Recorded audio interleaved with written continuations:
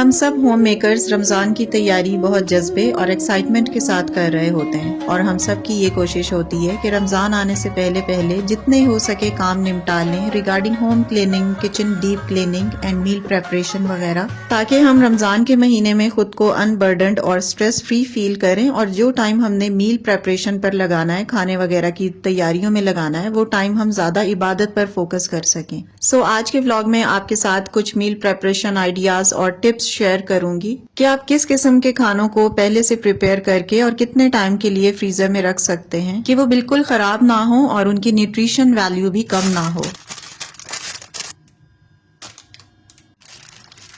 Ramzan preparation के हवाले से मैं ऑलरेडी किचन डीप क्लीनिंग के व्लॉग्स अपलोड कर चुकी हूँ, जिनका लिंक मैंने डिस्क्रिप्शन और फर्स्ट कमेंट में पिन कर दिया है। आप चाहें तो जाकर विजिट कर लीजिएगा और ये उसी सीरीज का पार्ट 3 है और इसमें मैं कुछ ऐसे आइडियाज और टिप्स आपके साथ शेयर कर रही हूँ कि आप खानों को किस तरह फ्रीज कर सकते हैं और कौन से खाने हैं जो फ्रीजर में ज्यादा टाइम के लिए आप स्टोर करके रख सकते हैं। और इनको फ्रीज करने से वाकई आपका टाइम रमजान के लिए काफी सेफ होगा और आप खुद को पीसफुल महसूस करेंगी। एटलीस्ट मिड ऑफ रमजान तक आप बहुत सुकून में रहेंगी, क्योंकि आज मैं आपको बता रही हूँ कि आप बिरयानी को ऑलरेडी हाफ प्रिपेयर करके किस तरह रख सकती हैं। इसी तरह कोरमे का मसाला और बीफ कोफ्ते आप किस तरह हाफ डन करके फ्रीज कर सकती हैं और थ्रू आउट मंथ इजीली उसे यूज कर सकती हैं। So let's start our today's vlog. अस्सलामु अलैकुम everyone, this is Sana. Welcome back again. Hopefully you are all doing great. I am fine too, अल्हम्दुलिल्लाह। स्टार्टिंग विद टिप नंबर 1, मैंने beef के, chicken के और कीमे के कुछ पैकेट्स बनाकर फ्रीजर में रख दिए थे 15 दिन के लिए, ताकि कोई एक्स्ट्रा स्ट्रगल ना करनी पड़े, क्योंकि मैंने गोश्त के पोर्शंस बनाकर जितनी मुझे रिक्वायरमेंट होगी साफ करके वॉश करके रख दिए हैं। बस मैं निकालूंगी और इन्हें यूज कर लूंगी।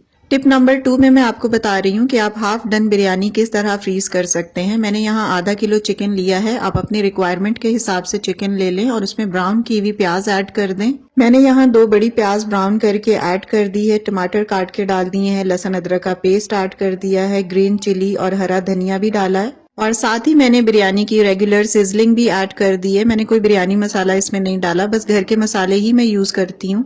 धनिया, जीरा, हल्दी, रेड चिली पाउडर और नमक, ये सब चीजें मैंने इसमें ऐड करके ना अच्छे तरीके से इसे मिक्स कर दिया है और दही का मैंने हाफ कप यूज किया है। साथ ही मैंने इसमें लेमन, 2 बड़े टमाटर और पुदीने के पत्ते भी डाल दिए हैं, क्योंकि इससे बहुत अच्छी खुशबू आती है। अच्छा, ये सेम मसाला आप पुलाव के लिए भी यूज कर सकते हैं और बिरयानी के लिए भी यूज कर सकते हैं। अगर आपने बिरयानी बनानी है तो बस आप ये पैकेट निकालें, ऑयल में इसे भूनें और फिर बॉईल किए हुए चावल में ये मसाला डाल दें तो आपकी बिरयानी फौरन तैयार हो जाएगी। आपको सिर्फ मसाला भूनना पड़ेगा और चावल बॉईल करने पड़ेंगे, क्योंकि आपने इस मिक्सचर में हर चीज ऑलरेडी डाली हुई है। खड़े मसाले भी मैंने इसमें सारे ऐड कर दिए हैं। चिकन बिरयानी के इस हाफ डन पैकेट को आप आराम से फ्रीजर में 1 मंथ के लिए स्टोर कर सकते हैं। अच्छा, आगे मैं आपको बीफ कोफ्ते फ्रीज करना सिखाऊंगी, कौन सी वेजिटेबल्स हैं जो आप स्टोर कर सकते हैं, और इसके अलावा हरी चटनी जो बहुत ज्यादा यूजफुल होती है स्पेशली इन रमजान, उसको आप किस तरीके से स्टोर कर सकते हैं और किस तरह आप हरे धनिए और पुदीने की चटनी को एक नए ट्विस्ट के साथ, नए मेथड के साथ ज्यादा स्पाइसी और चटपटा बना सकते हैं। तो कुछ टिप्स हैं जो शेयर करूंगी।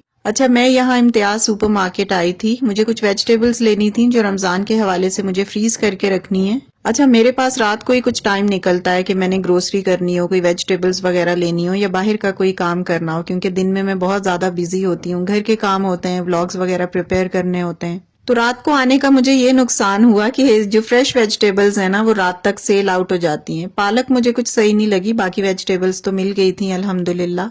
मैंने गोश्त और वेजिटेबल वगैरह ले ली थी और अब आते हैं अपनी 3rd टिप की तरफ। तो बीफ कोफ्ते एक ऐसी चीज है जो आप आराम से बनाकर फ्रीज कर सकते हैं और ये काफी लंबे टाइम तक ना बिल्कुल फ्रेश रहते हैं। तो मैंने भी ये बनाकर फ्रीज कर लिए थे रमजान के लिए, क्योंकि उस वक्त फिर जस्ट आपको मसाला या शोरबा बनाना होगा, कोफ्ते आपके ऑलरेडी रेडी होंगे। तो इस तरह कोफ्तों का काम काफी आसान रह जाता है, क्योंकि सालन ही हमने बनाना होता है, कोफ्ते तो हमारे पहले से ही बने हुए होते हैं। तो इसके लिए मैंने यहाँ 1 किलो कीमा लिया है। कीमा आपने बारीक पिसा हुआ लेना है और इसके अंदर मैंने नॉर्मल सिजलिंग, भुना कुटा जीरा, धनिया, हल्दी, लाल मिर्चें, नमक और लहसुन अदरक का पेस्ट ऐड किया है और हरी मिर्चों का पेस्ट भी मैंने 2 चम्मच भर के इसमें डाल दिया था।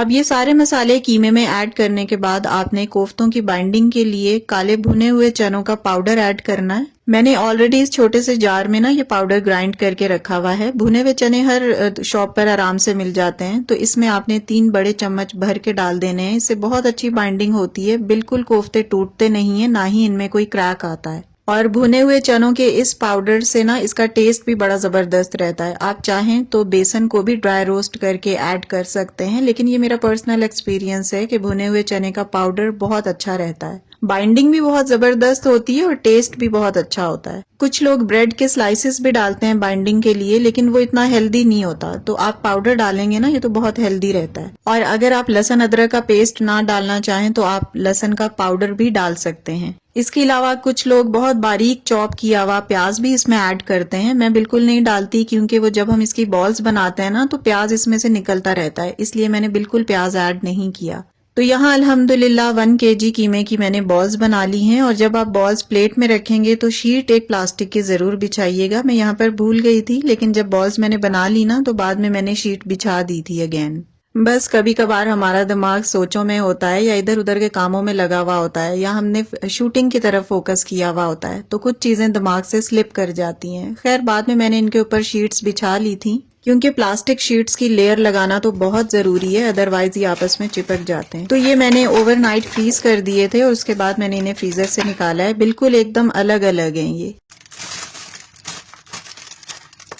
Polythene bag, zip lock bag या किसी शॉपर या किसी भी बॉक्स में आप इन्हें डालकर रख सकते हैं। ये अगेन बिल्कुल नहीं चिपकेंगे। अच्छा, एक और बहुत इंपॉर्टेंट बात कि शोरबा पकने से 10-15 मिनट पहले ना आप ये कोफ्ते एज इट इज शोरबे में डिप कर दें। बिल्कुल आपको फ्राई करने की जरूरत नहीं है, ये शोरबे के पानी के अंदर पककर बिल्कुल सॉफ्ट हो जाते हैं। मैंने इसे पर्सनली एक्सपीरियंस किया है। विदाउट फ्राइंग भी ये कोफ्ते बहुत जबरदस्त रहते हैं, तो फ्राई करने की झंझट से बिल्कुल आप फ्री रह सकते हैं। अब चलते हैं नेक्स्ट स्टेप की तरफ। कुछ वेजिटेबल्स ऐसी होती हैं जिन्हें काटना, छीलना, वॉश करना थोड़ा सा मुश्किल होता है और टाइम टेकिंग होता है। स्पेशली रमजान में हमारे पास टाइम कम होता है, तो हमें होता है कि ये वेजिटेबल्स हम पहले से ही धोकर काट कर रख दें, ताकि बाद में हमें कोई ज्यादा स्ट्रगल न करनी पड़े। तो यहाँ मैं 1 किलो के करीब पालक ले आई थी। इसे मैंने काटा और अच्छे तरीके से 2-3 पानियों से वॉश करने के बाद ना ड्राई करने के लिए साइड पर स्ट्रेनर में रख दिया था, ताकि सारा पानी अच्छे से इसका क्लीन ड्राई हो जाए। इसी तरह मैं गाजरें वगैरह भी ले आई थी, क्योंकि ये रमजान में काफी एक्सपेंसिव हो जाती हैं और इनका सीजन भी आउट होने लगता है। कलर भी इनका चेंज हो जाता है, ऑरेंज टाइप की आ जाती हैं जो बिल्कुल अच्छी नहीं लगती। तो रेडिश कैरेट्स हमेशा ही अच्छी लगती हैं, इसलिए मैं ये लेकर आ गई थी ताकि इन्हें फ्रीज कर लूं, क्योंकि रमजान में इसका यूजेज काफी ज्यादा होता है। Spring vegetable rolls, vegetable samosa या फिर पास्ता वगैरह में इन्हें यूज किया जाता है। तो बस मैंने इन कैरेट्स को जूलियन कट में ही काटा है, क्योंकि मैं इसी तरह ज्यादातर यूज करती हूँ। Moving to my next step. आजकल मटर काफी सीजनल हैं और बहुत ज्यादा सस्ते हुए हुए हैं। मैं 90 रुपए किलो लेकर आई थी। 2 किलो में मटर लाई थी और ये 2 किलो मटर मैंने सारे छील कर ना जिपलॉक बैग्स में डालकर रख दिए थे, क्योंकि ये काम थोड़ा सा टाइम टेकिंग होता है। ऑलरेडी मटर छिले हुए हो ना, तो फिर काफी हमें कन्वीनियंस रह जाती है और कुकिंग टाइम काफी हद तक रिड्यूस हो जाता है। तो रमजान में इस तरह की प्रिपरेशन जरूर से पहले करके रख लेनी चाहिए। मैंने लहसुन अदरक का पेस्ट भी ऑलरेडी बनाकर रखा था, आप लोगों के साथ मैंने लास्ट व्लॉग में शेयर किया था। और इसके अलावा कबाब भी बनाकर रखे हुए हैं, क्योंकि कबाब बनाना भी एक टाइम टेकिंग काम होता है। और जब सहरी वगैरह में बच्चों को कुछ खास पसंद ना आ रहा हो ना, तो बंदा कबाब निकाल कर फ्राई करके फौरन बच्चों को दे सकता है। या खुद भी हमारी कभी आंख लेट खुलती है तो हम फौरन ऑलरेडी बने हुए कबाब खा सकते हैं। और ये पालक भी फ्रीज करके रखना बहुत आसान रहता है। अगर आप नहीं करते तो जरूर एक दफा करके देखिएगा। काट के, धो के, थोड़ी सी ड्राई करके ना इसे आप फ्रीज कर दें, और जब भी पकौड़े बनाने हो तो मुट्ठी भर पालक लेकर पकौड़ों के मसाले में ऐड कर दें, तो बहुत आसानी रह जाती है। आपको अफ्तारी के टाइम पर फौरन पकौड़ों के लिए सब्जियां काटने का पैनिक नहीं करना पड़ता। Moving to my next step. Ramzan के लिए हरे धनिए और पुदीने की चटनी बनाकर रख लेना बहुत आसान रहता है, और इस चटनी को हम काफी लंबे टाइम तक आसानी से स्टोर करके रख सकते हैं। मैंने इसके क्यूब्स बनाकर रखे हैं और आपको बताती हूँ कि किस तरह से स्टोर करना बेस्ट रहता है। आप इस वाले मेथड से जरूर एक दफा चटनी बनाकर देखिएगा। इसका टेस्ट भी बिल्कुल डिफरेंट है, मेथड भी डिफरेंट है और इसे स्टोर भी आप बहुत आराम से ज्यादा टाइम के लिए कर सकते हैं। क्योंकि अफ्तारी वगैरह की प्रिपरेशन के साथ साथ ना अगर हम इस किस्म की चटनियों में टाइम लगाने लग जाए ना तो हमारे पास बिल्कुल टाइम शॉर्ट रह जाता है। तो इसलिए ये प्रिपरेशन तो आप एटलीस्ट पहले ही करके रखें। अक्सर ऐसा होता है कि अफ्तारी का टाइम करीब होता है, हम समोसे पकौड़े फ्राई करने में ही लगे हुए होते हैं और असर की नमाज का भी टाइम कम रह गया होता है। तो इस चक्कर में ना फिर हमारी कुछ चीजें रह जाती हैं। तो इसलिए चटनी वगैरह की प्रिपरेशन आप पहले से करके रखें।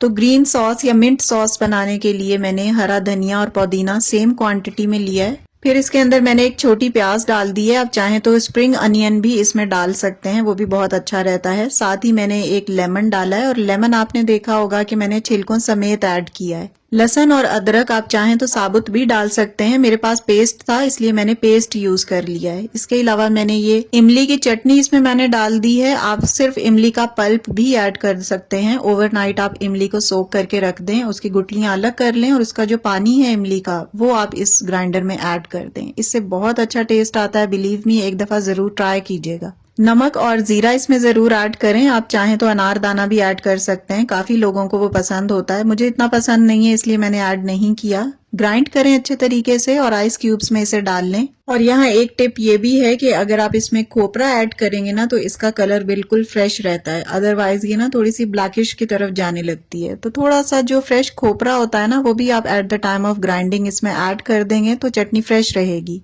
अच्छा, जो बची हुई इमली की चटनी थी ना वो फ्रिज में खराब हो जाती है, 1 हफ्ते या मैक्सिमम 10 दिन से ज्यादा ये फ्रिज में नहीं सही रहती। तो आप इसे भी फ्रीज कर लें अगर आपने बनाई हुई है। मैंने जो बची हुई थी ना वो भी इन क्यूब्स में डाल दी है और इसे भी मैं फ्रीज कर लूंगी। फ्रिज में इमली की चटनी 1 हफ्ते से ज्यादा बिल्कुल नहीं रहती, इसे फंगस लग जाता है, तो इसे हमेशा फ्रीज ही करें। मेरे पास थोड़ी सी आलू बुखारे की चटनी भी थी जो ये आपको नजर आ रही है, तो इसे भी मैंने क्यूब्स में डाल के फ्रीज कर दिया था। अब ग्रीन चटनी का ये 1 क्यूब आप किसी भी रायते में, दही बड़े में या चना चाट में आराम से यूज कर सकते हैं। बस 3-4 मिनट में ही जब आप दही में इस क्यूब को डालते हैं ना तो ये फौरन मेल्ट हो जाता है और ऐसा लगता है कि आपने अभी फ्रेश चटनी बनाई है। इसी तरह आप प्याज को भी ब्राउन करके रख सकते हैं। जब आपने खाना बनाना हो तो प्याज आपका ऑलरेडी ब्राउन होगा, बस लहसुन अदरक का पेस्ट आपने डालकर और खाना प्रिपेयर करना होगा। तो बहुत सारी चीजें ऐसी होती हैं जो हम ऑलरेडी बनाकर रख सकते हैं। मैं काफी सारी चीजें आपके साथ पिछले व्लॉग में शेयर कर चुकी हूँ जिसका लिंक मैंने डिस्क्रिप्शन और फर्स्ट कमेंट में पिन कर दिया है, जरूर विजिट कीजिएगा, आपको कोई ना कोई आइडियाज वहां से मिल जाएंगे।